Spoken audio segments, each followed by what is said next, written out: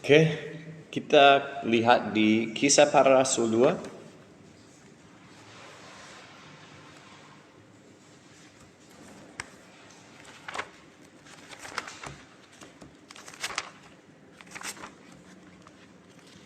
Ayat ketiga, 38. Tadi 36. Tadi kita baca itu. Kalau sudah dapat, silakan baca. Rasul 2 ayat 36. Jadi seluruh kaum Israel harus tahu dengan pasti bahwa Allah telah membuat Yesus yang kamu salibkan itu menjadi Tuhan dan Kristus. Oke, so kita sudah bicara itu. Poin yang paling utama di Injil adalah Yesus adalah Tuhan. Dan dari ayat ini ada pertanyaan atau tidak?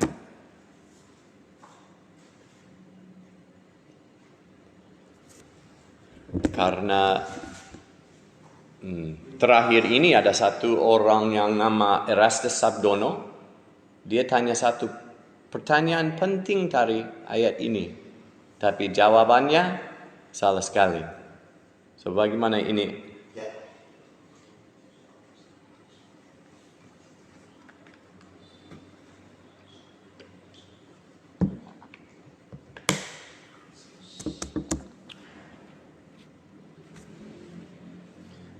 Pertanyaan adalah, apa maksudnya Allah telah membuat Yesus menjadi Tuhan?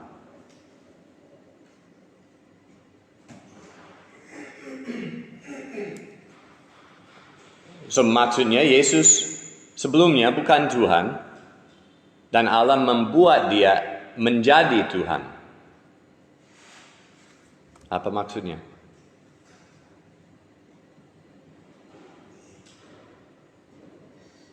Apa maksudnya Tuhan?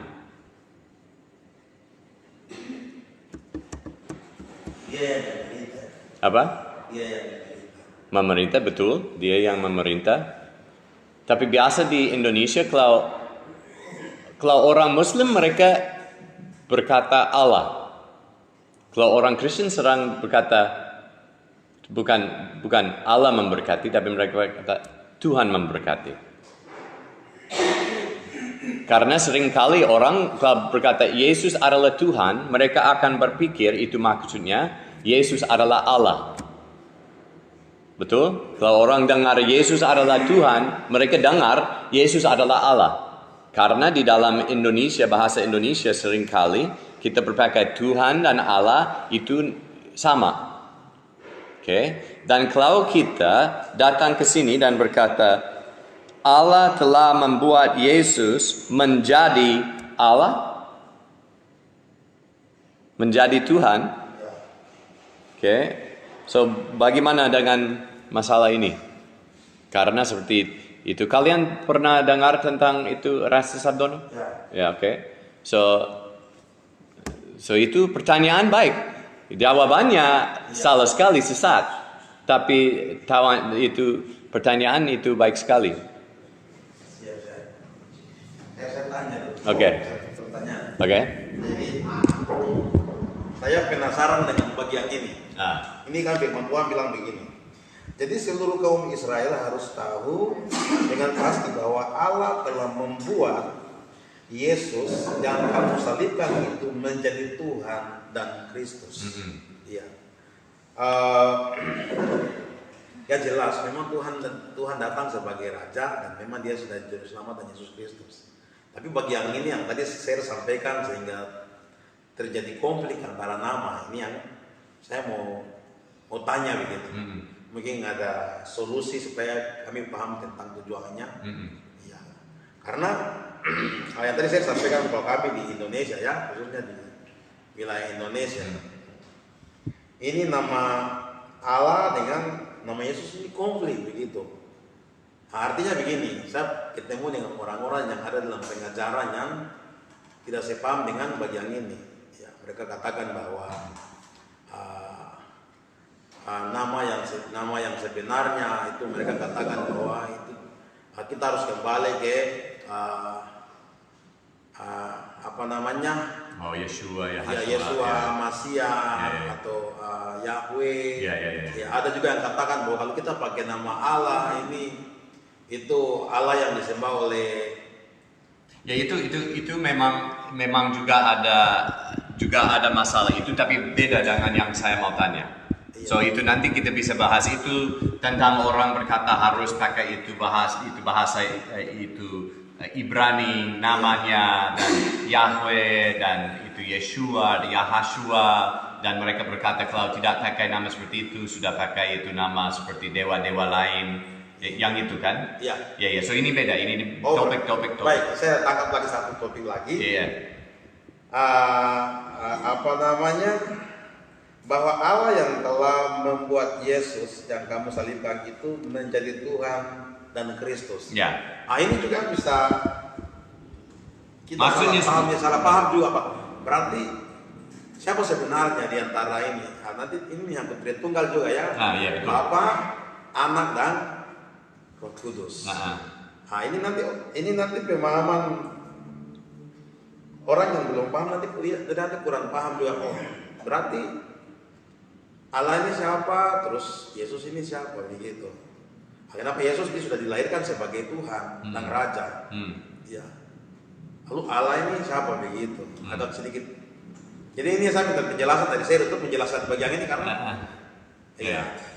So ya itu pertanyaan begitu. Apa? Ya. So apa maksudnya Allah menjadi Yesus, dia itu membuat Yesus menjadi Tuhan. Oke. Itu kalau pertama itu jawaban yang pertama kita harus sadar itu perbedaan dengan Allah dan Tuhan. Oke. Kita bisa baca di ayat 32. No, bukan 34. Sebab bukan Daud yang naik ke surga, malahkan Daud sendiri berkata, Tuhan telah berfirman kepada Tuanku, duduklah di sebelah kananku. Oke, kita bisa lihat di sini ya. Tuhan itu maksudnya Bapa, itu berkata kepada Tuan. Kita lihat di ayat 34 ya. Itu dari perjanjian lama. Tuhan berkata kepada Tuanku. So apa maksudnya Tuanku?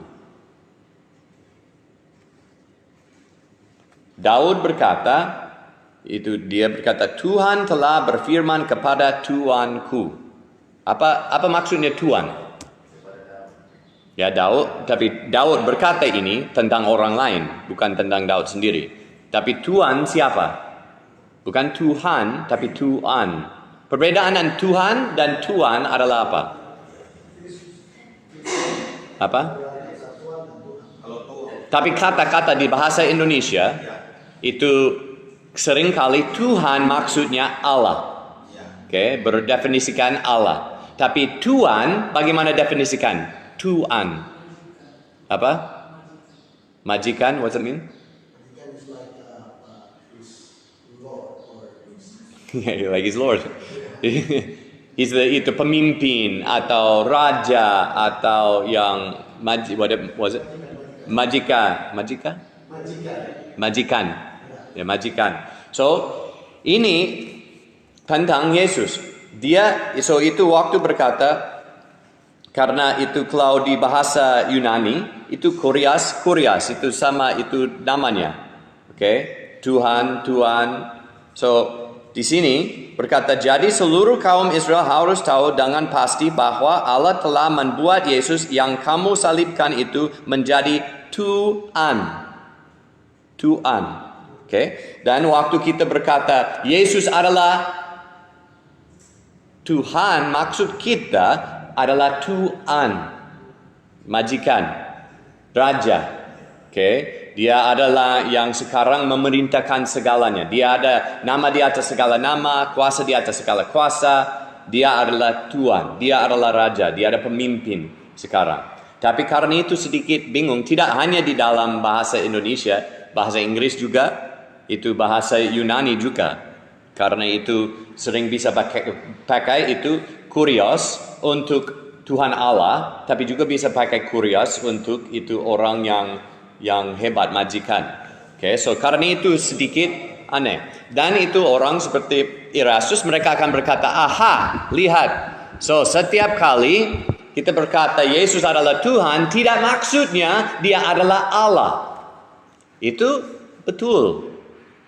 Betul, setengah betul. Karena waktu di dalam Alkitab berkata Tuhan itu fokus kepada kerajaannya, atau itu fokus kepada itu dia adalah majikan, dia adalah pemimpin, dia adalah raja. Itu fokus kepada itu. Tapi dia raja atau Tuhan di atas apa? Segalanya. Dia Tuhan di atas surga dan bumi. Dia adalah raja di atas surga dan di bumi. Siapa layak jadi raja di atas kerajaan surga? Karena di sini berkata dia membuat Yesus menjadi Tuhan, yaitu Tuhan, majikan, dan Kristus, yaitu Raja yang diurapi. So Allah membuat Yesus menjadi Raja di atas segalanya. So itu masih ada masalah di sini. Itu manusia ini sebelum dia jadi Tuhan dan menjadi Kristus, maksudnya dia belum, karena dia menjadikan oleh Allah, dan dia adalah manusia menjadi Tuhan, manusia menjadi Kristus di atas kerajaan Allah. Kita bingungkan itu kenapa, siapa ada yang manusia layak jadi raja di atas kerajaan Allah. Itu poin yang itu pertanyaan yang penting kita harus berpikirkan. Karena kalau kita tidak jelas pikirkan tentang hal ini, orang sesat seperti itu Erastus Sabdono akan datang dan kasih jawaban yang pakai banyak ayat-ayat kelihatan seperti jawaban betul.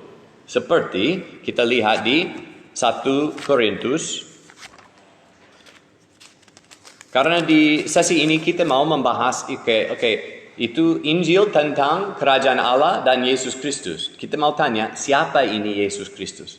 Karena ini penting kalau kita mau tahu itu tujuan untuk segalanya. So 1 Korintus 8 ayat 6. Bagi kita hanya ada satu Allah, yaitu Bapa, yang dari Dia berasal segala sesuatu dan yang untuk Dia kita hidup. Dan satu Tuhan saja, yaitu Yesus Kristus, yang karena Dia segala sesuatu telah dijadikan, dan yang karena Dia kita hidup.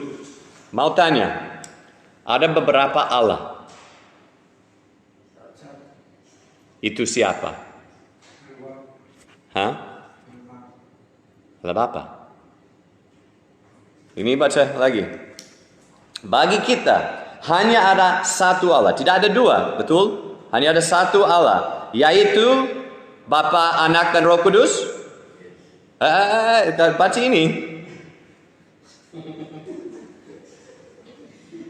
Karena itu orang seperti Erastus dan yang licik sekali, mereka akan juga lihat dengan jelas ayat ini.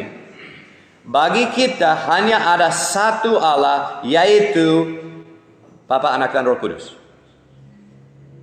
Tidak. Yaitu Bapa. So, siapa itu Allah yang satu-satunya? Siapa? Sesuai dengan ayat ini, siapa? Di mana di ayat ini berkata, itu Allah yang satunya, yaitu Yesus Kristus.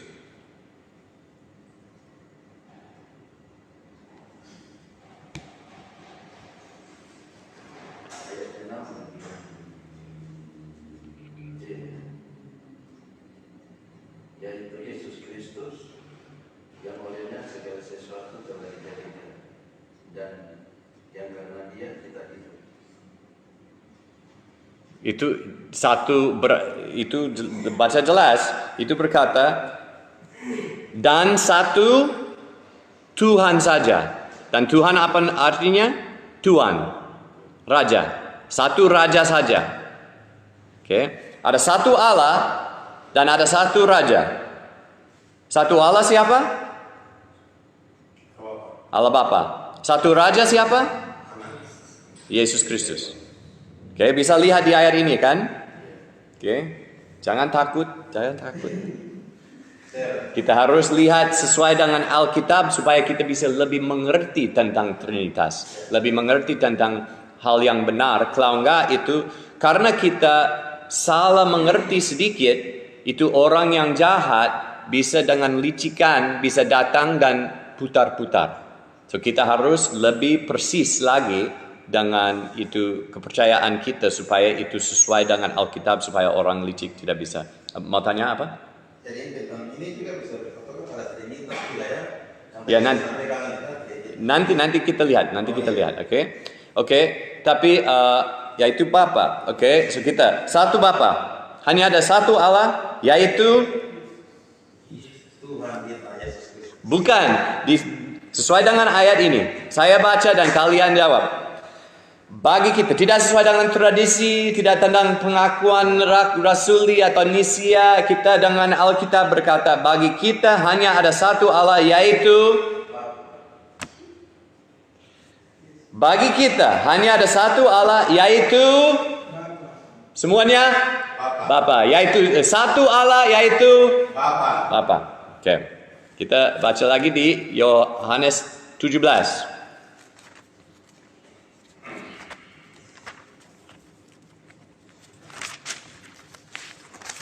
Yohanes 17 ayat 3. Inilah hidup yang kekal. Inilah hidup yang kekal, yaitu bahwa mereka mengenal Engkau. So Yesus lagi berdoa kepada siapa? Yesus berdoa kepada siapa? Ini 17 doa Yesus untuk murid-muridnya. Dia berdoa untuk murid-murid tapi kepada siapa?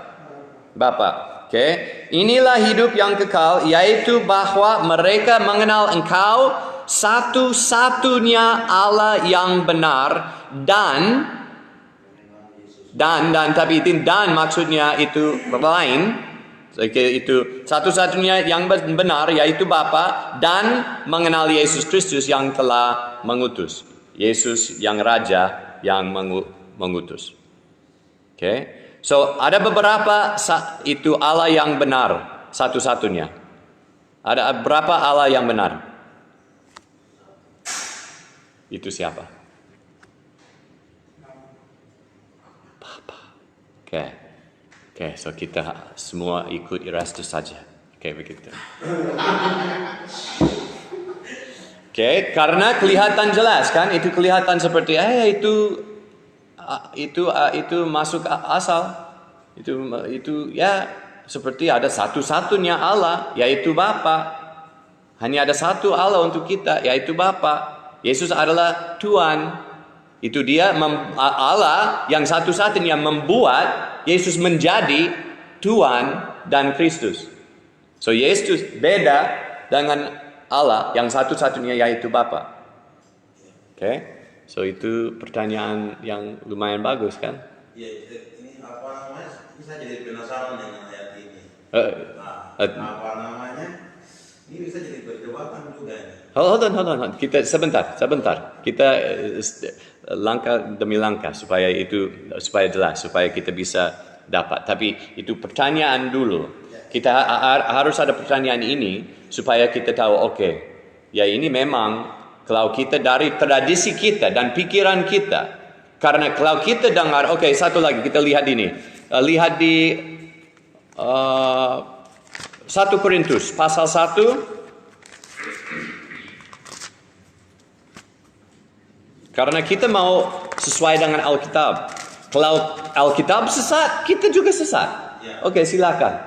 Tapi kalau Alkitab beda dengan pikiran kita dan juga beda dengan sesat, kita harus sesuai dengan Alkitab. So, itu 1 Korintus pasal 1 ayat 1. Dari Paulus yang atas kehendak Allah dipanggil menjadi Rasul Kristus. Oh, itu di mana? Dikuduskan di mana ya? Oh, itu ayat 3. Anugerah dan damai sejahtera dari Allah Bapa kita dan dari Tuhan, yaitu Tuhan Raja Yesus Kristus menyertai kami. Kita bisa lihat Allah itu tentang Bapa dan Tuhan tentang Yesus Kristus. Kita lihat lagi di mana? Di Galatia pasal 1. Hampir setiap surat mulai dengan yang seperti ini. Ayat 1. Dari Paulus, seorang rasul bukan karena manusia, juga bukan oleh seorang manusia, melainkan oleh Yesus Kristus dan Allah Bapa yang telah membangkitkan. Tidak berkata dengan Allah Anak dan Allah Roh Kudus, itu berkata Allah Bapa. Oke, kita lihat di Efesus 1 ayat 2. Efesus 1 ayat 2. Anugerah dan damai sejahtera dari Allah Bapa kita dan dari Tuhan Yesus Kristus menyertai kamu. Itu selalu dipisah ya. Kolose pasal 1 ayat 2. Pada saudara-saudari yang kudus yang percaya dalam Kristus di Kolose, anugerah dan damai sejahtera dari Allah Bapa kita menyertai kamu. Terus kami senantiasa mengucap syukur kepada Allah Bapa Tuhan kita Yesus Kristus setiap kali kami berdoa untuk kamu. Itu ayat 3. Oke, so kita lihat Allah Bapa. So itu selalu berkata tentang Allah, itu bicara tentang Bapa. Oke, so kalau kita baca di Perjanjian Baru, itu bisa berkata 99%. Itu setiap kali kalau berkata Allah, itu bicara tentang Allah Bapa. Kalau Perjanjian Lama, itu kalau 99%, kalau itu berkata Allah, itu bicara tentang Allah Bapa. Oke, ini benar. Dan ini seperti orang seperti Erastus, ya itu mereka betul. Dan Tuhan maksudnya Tuhan. Ini semua yang betul. Tapi mereka akan simpulkan, oh maksudnya satu Allah yaitu Bapa dan Yesus Kristus bukan Allah. Karena mereka lihat itu banyak ayat ini. Ini setiap surat kalau baca itu. Allah Bapa kita, Allah Bapa Tuhan Yesus kita dan Tuhan Yesus Kristus. Itu pisah, selalu pisah.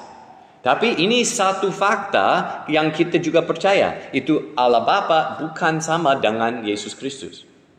Itu kalau orang berkata itu hanya ada satu pribadi di dalam Allah, mereka juga salah. Berkata Allah Bapa, Anak dan Roh Kudus, mereka satu pribadi, itu juga salah.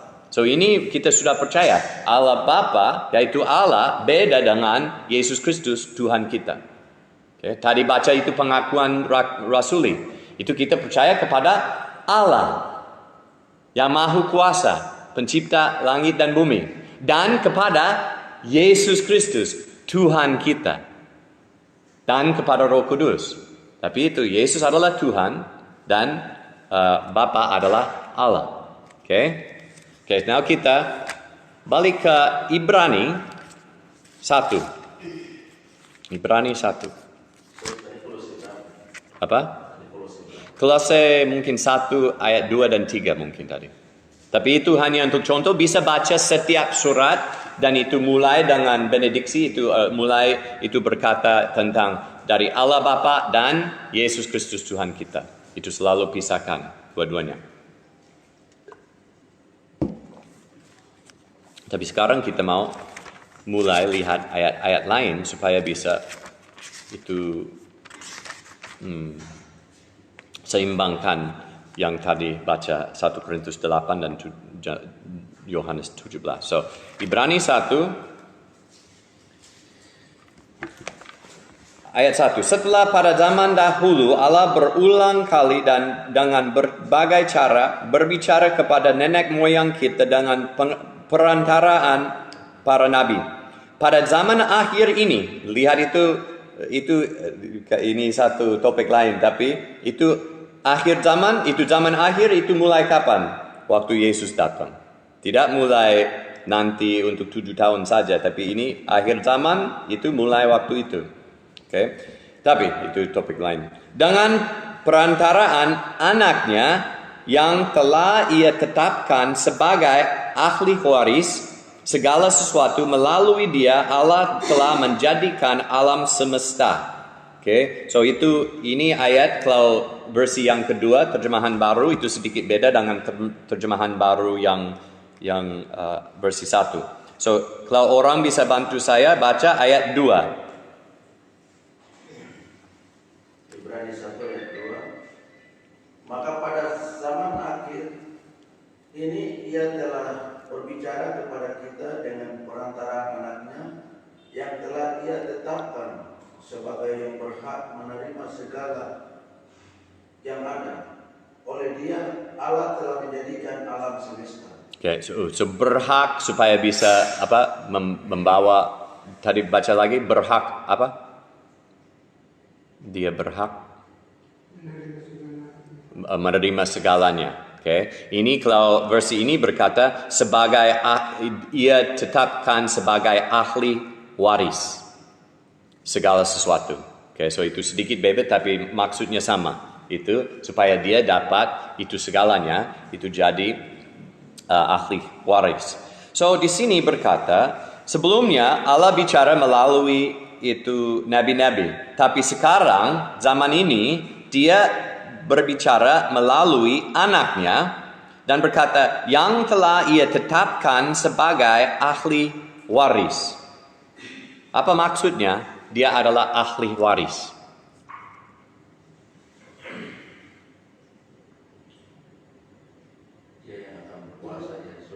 Betul, tapi itu biasa kalau kita berpikir tentang ahli waris, kita berpikir tentang apa?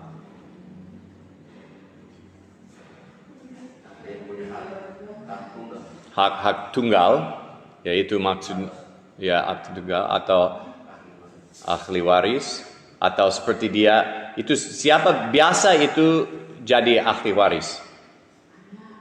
Anak ya. Oke, so ini satu hal tentang anaknya. Kenapa tadi kita baca itu permulaan Injil tentang Yesus Kristus, anak Allah. So waktu kita berpikir tentang anak Allah, kita berpikir ahli waris.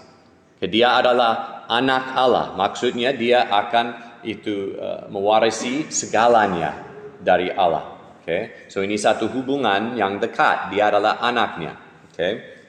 Terus berkata, melalui dia Allah telah menjadikan alam semesta. Apa maksudnya itu? Melalui dia Allah telah menjadikan alam semesta. Apa maksudnya? Karena dia Bapa menciptakan langit dan segala. Oke, so Allah menciptakan segalanya karena Yesus Kristus atau melalui Yesus Kristus? Kalau itu versi yang satu berkata bagaimana? Karena ini berkata melalui dia Allah telah melalui dia. Ini beda kalau saya melalui itu nama Elia ya, Pak Elia. Oke, kalau melalui Elia saya nggak tahu itu contoh itu ke sana dan ambil barang. Itu bukan saya sendiri tapi melalui dia saya lakukan sesuatu. Dia mewakili saya untuk lakukan. Di sini berkata Allah telah menjadikan alam semesta melalui Yesus Kristus, yaitu dia, itu anaknya, ahli warisnya. Okay. Terus ayat 3. Dialah, yaitu Yesus, cahaya kemuliaan Allah. Apa maksudnya dia cahaya kemuliaan Allah?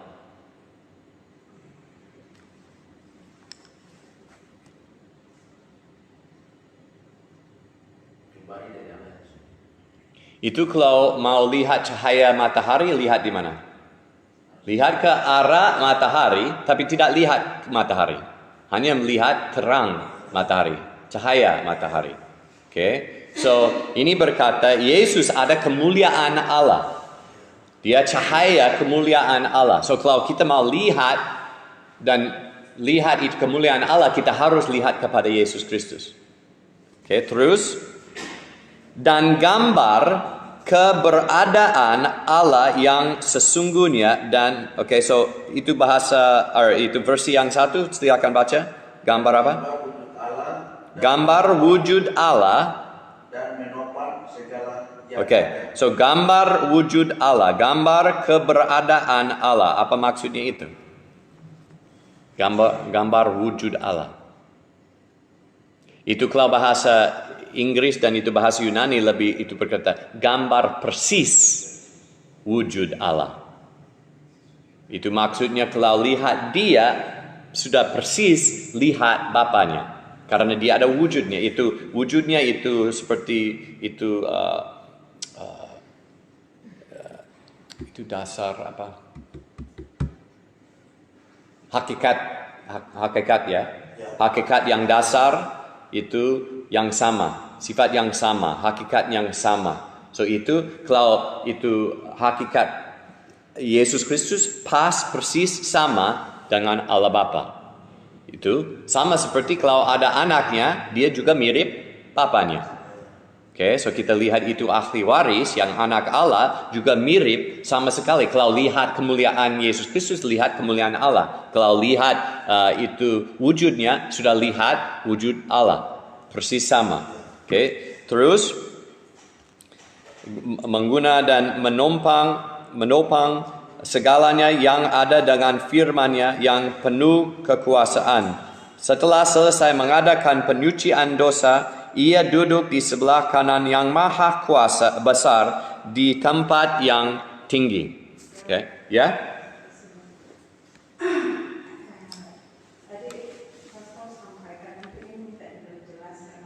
Oke, silakan. Ya, tapi nanti ada lebih banyak, so bisa jelas sampai akhirnya. Terus.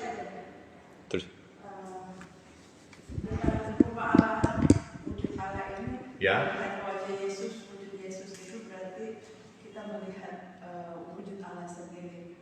Mungkin maksudnya di sini secara fisik atau spiritual. Itu mungkin gambarannya. Mungkin bisa dijelaskan. Ya, supaya kita tanya itu kemuliaan Allah itu secara waktu Yesus anak di rumah Yosef dan Maria itu kemuliaan Allah? Ya, memang mengerti. Itu bukan, itu manusia kelihatan seperti manusia kan? So ini bicara tentang sifat, karena itu berkata melalui dia Allah telah menjadikan Allah semesta. So melalui Yesus Kristus Allah menjadikan segala semesta, ya atau tidak? Tidak. Karena Yesus Kristus lahir 2000 tahun yang lalu. So ini hal yang bicara tentang hal yang sebelumnya. Betul? Bisa mengerti? So orang pribadi itu sebelum dia jadi manusia, dia sudah ada. Dan melalui dia Allah menciptakan segalanya. Itu lebih jelas ya. So waktu kita bicara tentang di konteks ini melalui dia itu tidak bicara tentang pribadi Yesus Kristus, tapi pribadi yang sebelum dia menjadi manusia yang disebut Yesus Kristus. So dia ini sebelum dunia terjadi, itu pribadi yang kita disebut Yesus Kristus sudah ada. Bisa mengerti? Dan melalui dia ciptakan segalanya. Dia adalah kemuliaan Allah. Dia adalah gambar keberadaan atau gambar wujud Allah yang sesungguhnya. Dan dia menopang segalanya yang ada dengan firman-Nya yang penuh kekuasaan. Dia ada kuasa untuk menopang segalanya. So itu waktu dia lapar dan makan, itu waktu jalan di dunia sebagai manusia, itu kelihatan beda dengan yang deskripsi di sini. Deskripsi di sini itu bicara tentang keilahiannya. Itu, Tapi kita terus baca di Kolose.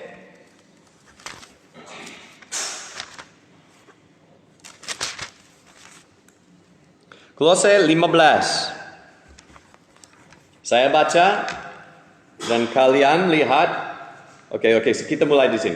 Dialah gambar Allah. Apa maksudnya gambar Allah?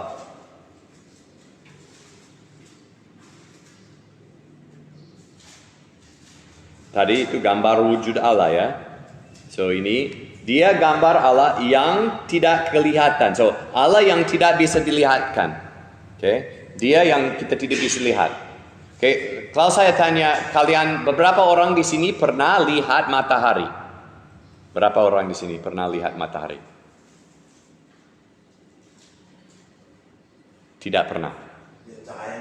Cahayanya saja. Oke. Gambarnya saja ya, itu cahayanya pernah lihat, tapi matahari belum melihat. Dan Allah belum melihat, kita belum melihat Allah, hanya melihat itu cahayanya, yaitu Yesus. Tapi itu sebelum jadi Yesus, kita akan lihat lagi. Oke, dia gambar Allah yang tidak kelihatan, yang sulung. Yang sulung lebih pertama daripada segala yang diciptakan. Betul? Yang sulung lebih pertama daripada segala yang diciptakan. Betul atau salah saya? Saya baca satu lagi, lihat ayat 15. Yang sulung lebih pertama daripada segala yang diciptakan. Oke, so dia diciptakan dulu. Allah menciptakan Yesus Kristus paling pertama.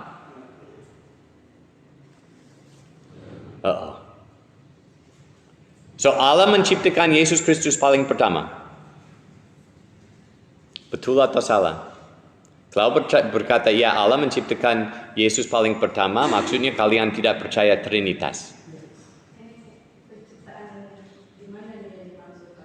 Oke, tunggu. Saya baca satu kali lagi dan kalian lihat itu saya pakai salah satu kata. Ya, itu ayat 15. Dialah gambar Allah yang tidak kelihatan, yang sulung lebih pertama daripada segala yang diciptakan. Betul atau salah? Salah. Oke, kalian baca. Yang sulung lebih pertama, utama atau pertama? Oh, tidak pertama, utama. Dan pertama beda. Kalian tahu itu perbedaan itu pertama dan utama kan? Ya, oke. Ini tidak berkata Yesus diciptakan pertama. Itu Allah menciptakan Yesus pertama dan setelah itu menciptakan segalanya. Itu berkata utama. Oke. Utama daripada maksudnya utama di atas segalanya yang diciptakan. Karena segala diciptakan melalui dia. Oke, so itu apa maksudnya? Yang sulung. Dia lahir dulu kan? Kalau kita berpikir tentang anak-anak kita, anak sulung. Nama anak sulung saya nama Iman. Oke, kalau Iman dia lebih tua daripada itu dedenya.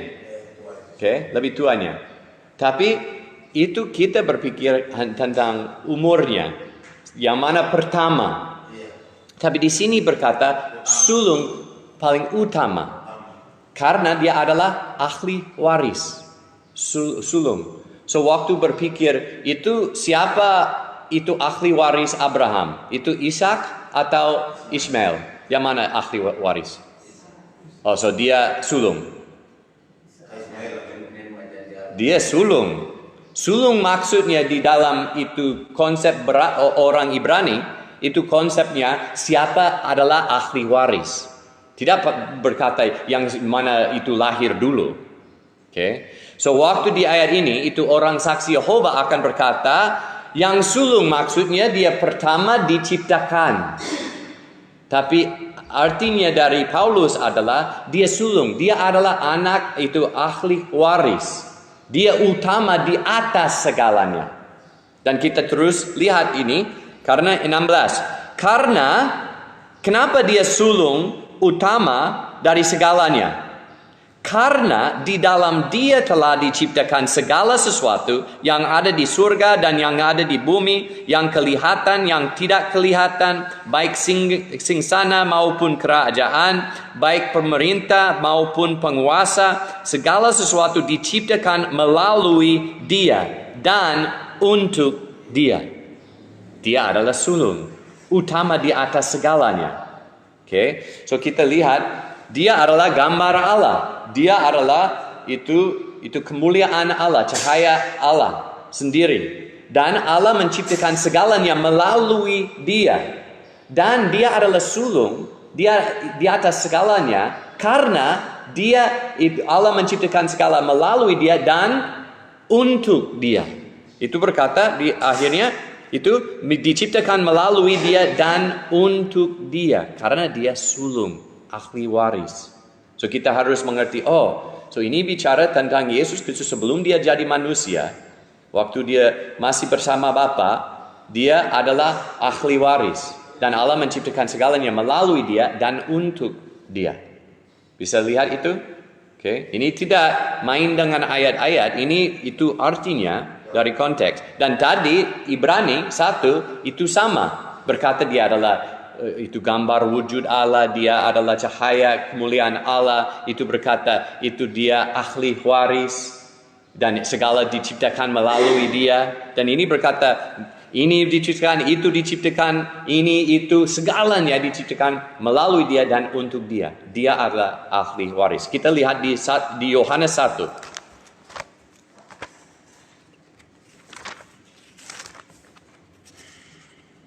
Yohanes 1 ayat 1. Pada mulanya sudah ada firman.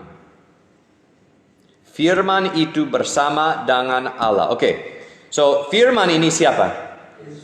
Kita tahu dari ayat berikutnya, nanti bisa lihat itu berikutnya, bisa lihat itu Yesus, oke? Itu jelas sekali. Namun itu ayat 12. Namun semua orang yang menerimanya diberinya hak supaya menjadi anak-anak Allah, yaitu mereka yang percaya dalam namanya, yaitu Yesus Kristus. Kita lihat di 18. Tidak seorang pun pernah lihat Allah, namun anak tunggal Allah yang ada di pangkuan Bapa, Dialah yang menyatakannya. So ayat 1, pada mulanya sudah ada firman. Itu maksudnya pada mulanya, in the beginning, itu pada mulanya Allah menciptakan langit dan bumi. So pada mulanya, sebelum diciptakan, sudah ada firman. Firman itu bersama dengan Allah. Bersama dengan siapa? Bapa. Karena Allah, kalau berkata Allah itu maksudnya Bapa. Dan firman bersama dengan Bapa. So maksudnya firman dan Bapa adalah satu pribadi? No. Firman dan Allah Bapa adalah satu pribadi, satu orang, satu pribadi? Beda. Dengan. Karena firman dengan. Kalau saya dengan Elia, itu beda orangnya. Itu beda pribadinya. So, kalau firman bersama Bapanya, maksudnya ada Bapa dan ada firmannya dua pribadi. Bisa lihat itu kan? So, firman itu bersama Allah. Maksudnya yaitu Bapa. Dan firman itu adalah Allah. Firman bersama Allah. Dan firman adalah Allah. Apa maksudnya? Karena satu berkata, firman itu bersama Allah, maksudnya pribadi. Maksud bersama Bapa. Yang kedua, firman itu adalah Allah, maksudnya keilahiannya sama. Itu hakikat. Saya forgot itu karakter, bukan karakter. Sifat dasar yang sama. Sifat dasar yang sama, mereka berbagi sifat dasar yang sama. Maksudnya, Dia adalah Allah, maksudnya Dia juga itu ada sifat dasar yang sama dengan Allah Bapa. So pribadinya beda, dua pribadi, tapi satu hakikat, satu sifat dasar, satu Allah. Oke, so kita lihat dari ayat ini, mungkin susah mengerti, tapi dari ayat ini kita bisa lihat ada perbedaan di pribadiannya, tapi ada sama di dalam hakikat. Ada satu Allah. Dan satu Allah itu firman juga adalah hakikat yang sama, sifat dasar yang sama dengan Allah Bapa. Mereka berbagi satu sifat dasar yang sama. So kita lihat firman itu bersama dengan Allah, maksudnya beda pribadi, dan firman itu adalah Allah. Dia juga itu berbagi keilahian yang sama dengan Allah Bapa. Tidak bisa berpisah mereka. Seperti kalau saya berkata, bisa ada matahari tanpa sinar? Tidak bisa, nggak bisa pisahkan. Itu karena mereka satu. Tapi bisa berkata cahayanya atau terang dan matahari beda.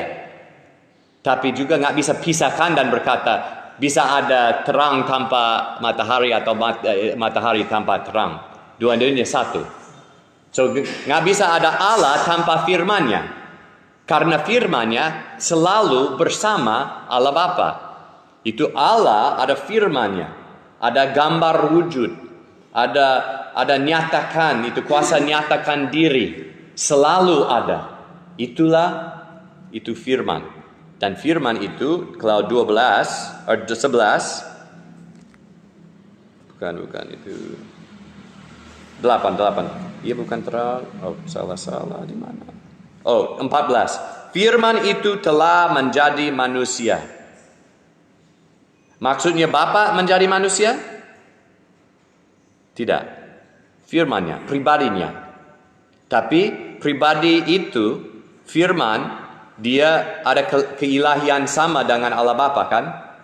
So bisa berkata Allah menjadi manusia. Tapi anak Allah, itu firman Allah menjadi manusia.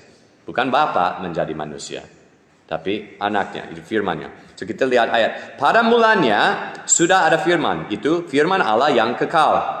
Firman itu bersama dengan Allah. Pribadi firman itu berbeda dengan pribadi Allah Bapa.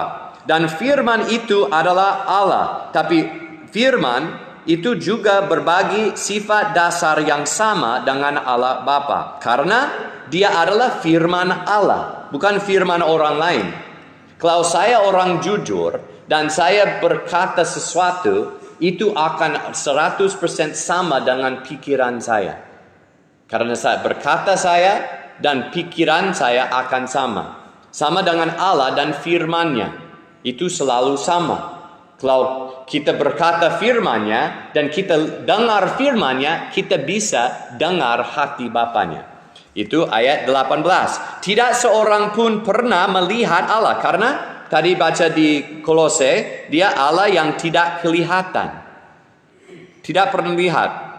Namun anak tunggal ya Allah yang ada di pangkuan Bapa, maksudnya firman bersama Bapa, di pangkuan Bapa, dialah yang menyatakannya. Karena firman menjadi manusia supaya bisa menyatakan Bapanya. Karena itu Yesus bisa berkata, kalau lihat saya pernah lihat Bapa. Karena kita berbagi sifat dasar yang sama. Terus di ayat 2. Segala sesuatu dijadikan melalui Dia, dan tanpa Dia tidak ada sesuatu pun yang telah jadi dari segala yang telah dijadikan. Ini sama dengan Ibrani 1 dan Kolose 1 ayat 16. Itu segalanya dijadikan melalui Yesus Kristus. Tapi itu Yesus Kristus firman Allah. Yang sebelum jadi manusia, dia sebut firman Allah. Dan kenapa disebut anak Allah? Satu, karena dia adalah cahaya kemuliaan Allah. Kalau lihat dia, kita sudah mengerti dan tahu siapa Allah Bapa.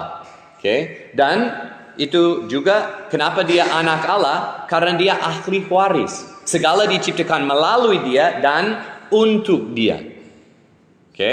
So kita bisa, memang ini susah mengerti karena ini tentang Allah. Kita bisa lupakan semua ini. Tapi ini penting kita dulu lihat ini di dalam ayat-ayatnya. Setelah itu kita tahu mungkin nggak bisa mengeksplanasi, yaitu orang tanya kenapa 1 tapi 3. Kita mungkin bingung, nggak jelas. Tapi kita sudah lihat di dalam Alkitab ada, itu tidak satu yang satu teori atau satu filsafat saja, tapi ini dari Alkitab. Tapi sekarang kita balik kepada Yohanes 17. Yohanes 17.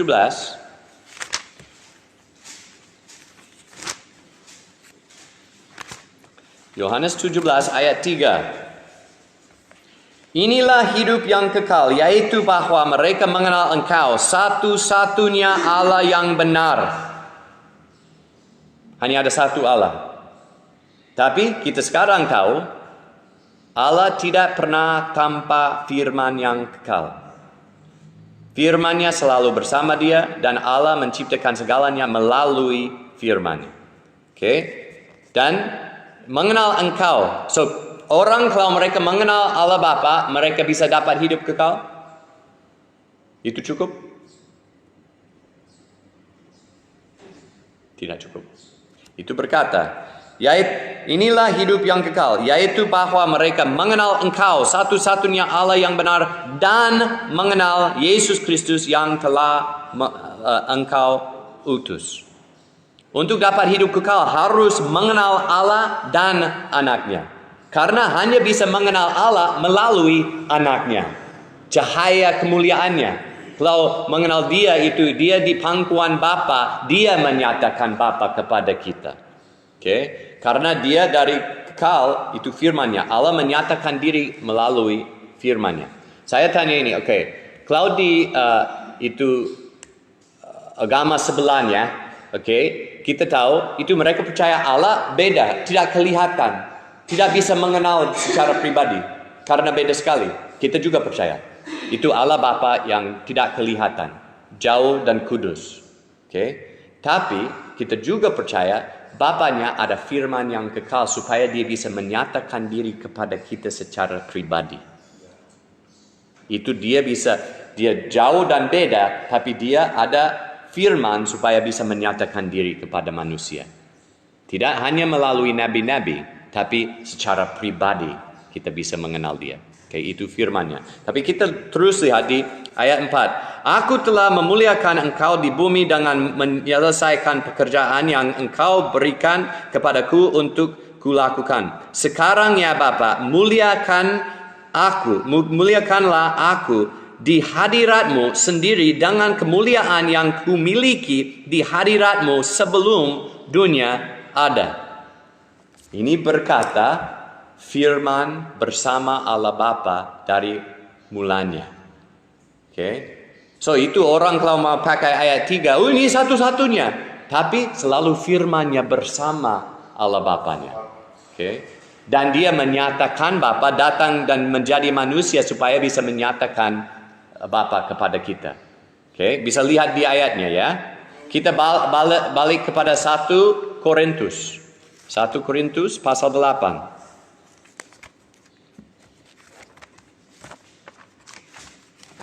1 Korintus pasal 8 ayat 6. Bagi kita hanya ada satu Allah, yaitu Bapa, yang dari Dia berasal segala sesuatu dan yang untuk Dia kita hidup. So ini berasal segala sesuatu itu termasuk apa? Segala sesuatu masuk apa? Itu segala yang ciptaan kan? Kalau itu diciptakan, itu termasuk semua berasal dari Allah Bapa. Betul? Terus. Dan satu Tuhan saja, yaitu Yesus Kristus. Yang karena Dia segala sesuatu telah dijadikan dan yang karena Dia kita hidup. Segala diciptakan melalui Yesus Kristus. Ini segala sesuatu itu sama. Itu segala yang diciptakan itu dijadikan karena Yesus Kristus, melalui Yesus. Baca di itu versi yang 1. Itu dan satu Tuhan. Baca itu.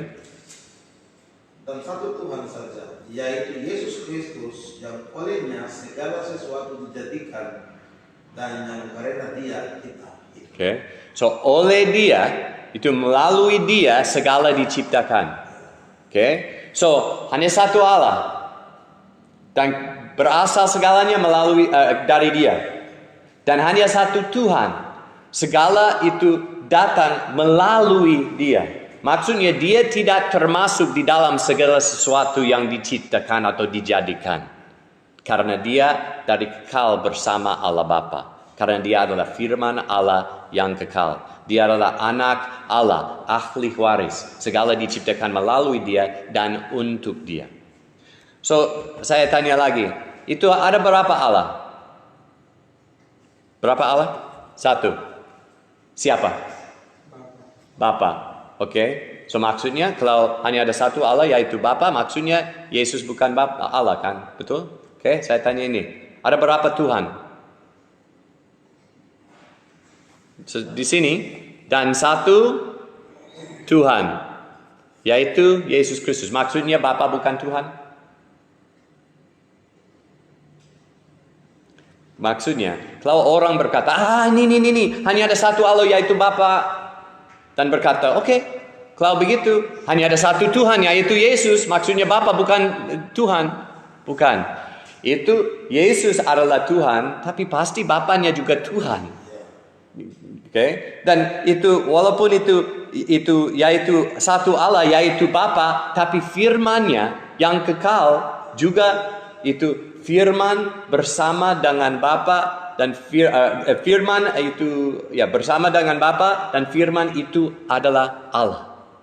Okay? So itu satu Allah itu termasuk. Karena itu bukan firman orang lain atau firman malaikat atau firman nabi, tapi ini firman Allah. So Allah selalu ada firman-Nya. So karena itu kita bisa berkata firman Allah adalah Allah. Karena Dia adalah gambar wujud Allah. Itu Dia persis itu cahaya kemuliaan Allah. Dia adalah anak Allah. Selalu diciptakan melalui Dia dan untuk Dia. Karena Dia adalah ahli waris anak Allah. Okay? So ada satu Allah, dan Allah selalu ada firman-Nya. Dan untuk selesaikan kita tambah sedikit tentang Roh Kudus supaya kita bisa konsep yang lengkap. Kita belum melihat itu matahari. Kita hanya melihat terang matahari. Betul? Oke. Kalian pernah merasa itu matahari? Tidak pernah merasa matahari. Pernah merasa panasannya. Oke. So ini sama. Waktu Allah menciptakan segalanya, menciptakan melalui firman-Nya. Ya. Itu pada mulanya Allah menciptakan langit dan bumi, Dia berkata melalui firman-Nya Dia menciptakan segalanya. Betul? Dan setelah Dia menciptakan segalanya, Dia tinggal bersama ciptaannya atau hanya jauh dari ciptaannya?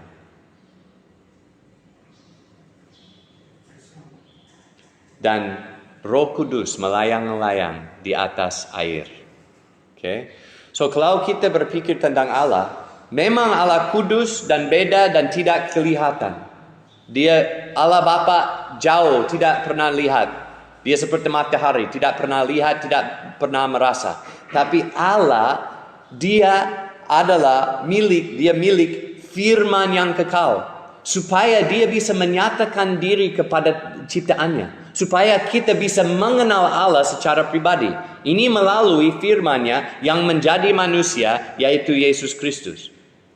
Okay? Tapi Dia juga bisa tinggal bersama kita. Karena ini Yesus berkata, setelah saya balik kepada Bapa, saya akan menurunkan Roh Kudus supaya Dia akan tinggal di dalam kamu dan selalu bersama kamu. So Allah memang kita kudus, jauh, tidak bisa mengerti, tidak bisa pikirkan, nggak ada konsep bisa. Tapi melalui anaknya yang menjadi manusia dan kasih firman-Nya dan menyatakan Bapa kepada kita, kita bisa mengenal Dia. Tapi Yesus sudah berangkat. Pernah lihat Yesus? Tidak secara fisik, tapi secara roh. Kita sudah mengenal Yesus Kristus. Dan kalau kita mengenal Yesus Kristus, kita mengenal siapa? Bapa. Karena kalau kita mengenal firman yang kekal, yang hidup, yaitu Yesus Kristus, kita juga mengenal Allah Bapa. Bagaimana kita bisa bertemu dengan Yesus Kristus? Melalui Roh Kudus yang sudah diturunkan. Kita baca satu ayat lagi di Kolose. Oh, itu bukan, di Efesus pasal 2.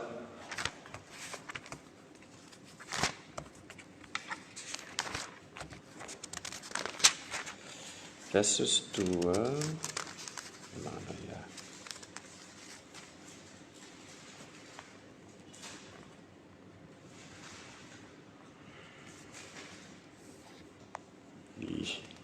Itu 2.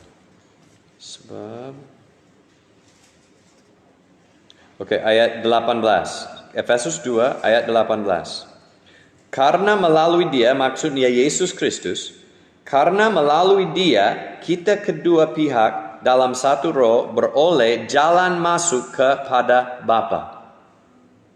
Melalui Dia, karena Dia sudah berekonsiliasi kita dengan darahnya, sudah jadi pengantara kita duduk sebelah Allah Bapa, sudah menyatakan kehendak dan kenyataan Bapa kepada kita.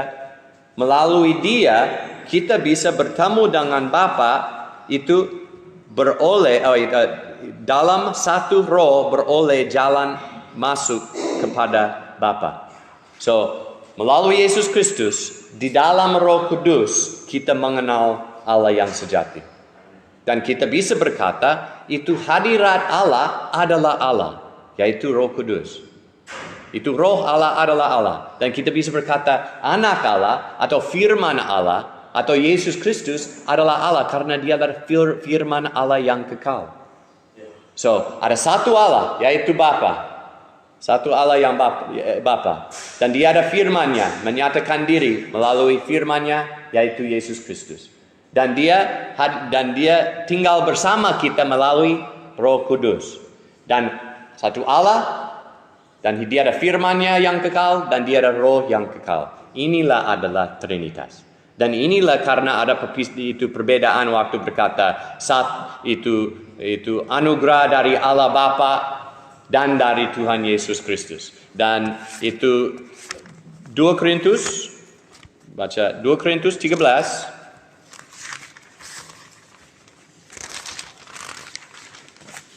Ayat 13.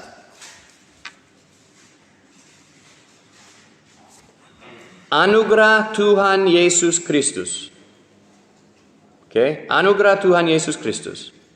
Dan kasih Allah, yaitu Bapa, dan persekutuan Roh Kudus menyertai kamu sekalian. So, ini bisa dilihat, itu anugerah datang dari kasih Allah melalui Yesus Kristus. Dan persekutuan dengan Allah datang melalui Roh Kudus.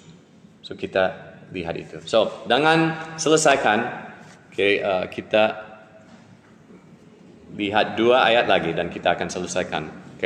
Efesus 1. Karena ini semua tanya tentang siapa Yesus Kristus, supaya kita sekarang bisa mengerti kenapa Allah bisa membuat Yesus menjadi Tuhan. Kenapa Allah bisa membuat Yesus menjadi Tuhan? Membuat Dia menjadi Tuhan maksudnya manusia orang ini, Yesus Kristus lahir di Nazaret, Dia jadi Tuhan, Raja di atas segalanya, di kerajaan Allah. Bagaimana Allah bisa menjadikan manusia ini jadi itu raja untuk kerajaannya? Karena Dia adalah ahli waris. Segala diciptakan melalui Dia dan untuk Dia, dan Dia jadikan manusia supaya Dia bisa ditinggikan oleh Bapa dan jadi raja di atas segala raja. Bisa lihat itu ya. Di Efesus 1 ayat 9 dan 10. Silakan baca kalau sudah dapat. 9 dan 10. Dia telah menyatakan rahasia kehendaknya kepada kita sesuai dengan rencana kerelaannya, yaitu rencana kerelaan yang dari semula telah ditetapkannya dalam Kristus. So sebelumnya Allah ada rahasia dan rencana yang mulia dari semua diciptakan. Kenapa Allah menciptakan segalanya dan tidak hanya tinggal bersama sendirian?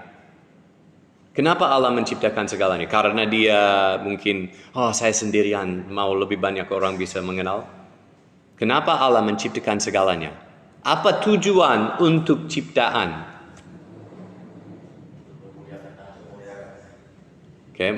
Itu memuliakan, tapi yang lebih khusus lagi. Kita baca ayat 10.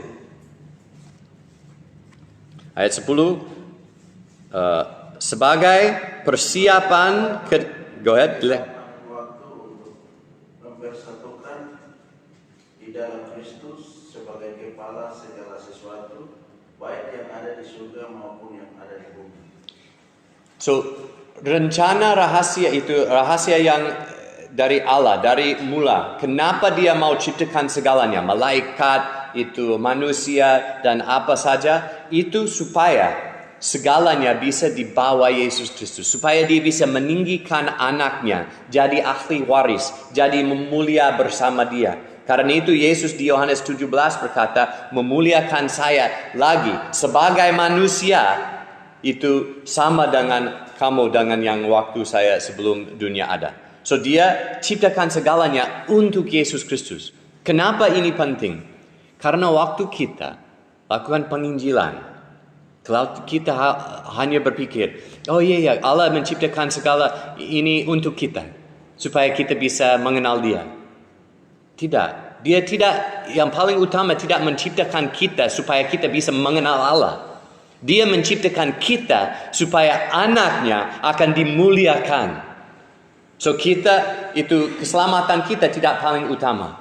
Paling utama adalah Yesus Kristus dimuliakan. Karena ini adalah rencana Allah dari mulanya. Ini fokus dan tujuan kekal dari Allah. Itu dia mengasihi anaknya dari kekalan. Dan dia mau meninggikan dia dan kasih dia kemuliaan. Itu dari kasih kepada anaknya, itu segala diciptakan. So fokus dan itu alasan untuk semuanya adalah Yesus Kristus. Bukan saya, bukan kamu. Kita tidak penting. Itu paling penting Yesus Kristus. Kita ke neraka, kita ke surga, tidak penting. Tapi Yesus Kristus dapat kemuliaan, itu paling penting. Dan waktu kita itu memberitakan Injil, itu kalau orang mereka tidak menghormati anaknya, yaitu Yesus Kristus, mereka juga tidak menghormati Bapanya. Karena kalau mereka tidak tunduk kepada anaknya, mereka sudah berontak dan melawan rencana Allah yang kekal. Karena itu rencana Allah dari mulanya adalah Yesus Kristus menjadi Tuhan dan Raja di atas segala raja. Dan kalau orang tidak tunduk kepada dia sebagai Raja mereka, mereka menolak Allah Bapa. Bisa lihat itu? So, itu semua penginjilan, itu semua itu juga termasuk belas kasihan Allah untuk kita. Dia lihat kita dan dia penuh dengan belas kasihan. Dia mengasihi dunia, kasih anaknya untuk mereka supaya tidak binasa. Itu semua termasuk. Tapi kalau kita itu memberikan Injil, kita selalu akan fokus dulu kepada kemuliaan Yesus Kristus. Fokus dulu kepada itu rencana Allah. Dan itu tanggung jawab untuk manusia. Tunduk kepada anak Yesus Kristus sebagai Tuhan mereka. Karena dia adalah tujuan dan fokus dari segalanya. Ada pertanyaan sebelum selesai? So kita baca banyak dan itu susah tentang Trinitas. Tapi itu hanya untuk satu fokus. Supaya kita lihat, itu memang di dalam Alkitab. Bisa mengerti sedikit. Saya mau Oke. Dari bagian ini yang tadi saya kasih penjelasan tentang perbedaannya Allah, Yesus, tapi sistem kerja mereka satu kan. Allah itu tidak apa-apa. Ya, di Matius 3 ayat 16-17 ini dia punya sistem kerjanya yang saya mau tanya. Saya coba tanya ayat ini. Jadi teman-teman kan begini. Sesudah dibaptis, Yesus segera keluar dari air. Dan pada waktu itu juga langit terbuka dan ia melihat roh Allah seperti burung merpati turun di atasnya. Lalu terdengarlah suara dari surga yang mengatakan, inilah anakku yang kukasihi, kepadanya lah aku berkenan.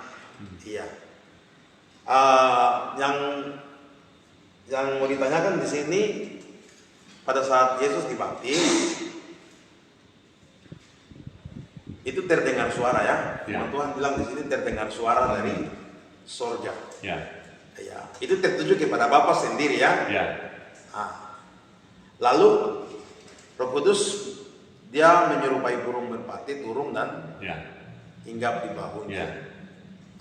Yang menjadi pertanyaan di sini, yang menjadi pertanyaan ini, tiga ini sistem kerja mereka berbeda kah atau bagaimana? Tapi pada saat itu kan Yesus sendiri yang ada di bumi. Dia dibaptis, lalu terdengar firman Tuhan mengatakan terdengar suara. Ada suara. Lalu ada Roh Kudus yang turun. So ini kita bisa lihat dengan tanya ini. Kenapa Yesus perlu menerima Roh Kudus kalau dia sudah Allah dan satu itu hakikat dengan Allah Bapa dan Roh Kudus? Itu karena itu untuk kita. Dia firman Allah yang kekal selalu bersama dengan Allah Bapa dan Rohnya selalu bersama. Tidak perlu menerima Roh Kudus, tapi menjadi manusia. Tapi karena dia tidak terpisah dengan Allah Bapa, dia selalu tunduk kepada Bapanya sebagai manusia. Dan sebagai manusia itu waktu Adam dan Hawa itu berontak sama Allah dan hilang kerajaan Allah. Sekarang kerajaan Allah datang lagi kepada manusia di dalam Yesus Kristus. So manusia menerima Roh Kudus hari itu. Itu kerajaan Allah datang lagi. Tadi berkata itu kerajaan Allah adalah sukacita dan itu kebenaran di dalam Roh Kudus. Itu di dalam Yesus Kristus, manusia itu yang taat kepada Bapa. Roh Kudus datang lagi kepada manusia. Dan waktu kita dibaptis di dalam Dia dan mengenakan Dia, dan kita juga itu di dalam Dia, kita juga menerima Roh Kudus di dalam ciptaan baru, kemanusiaan yang baru.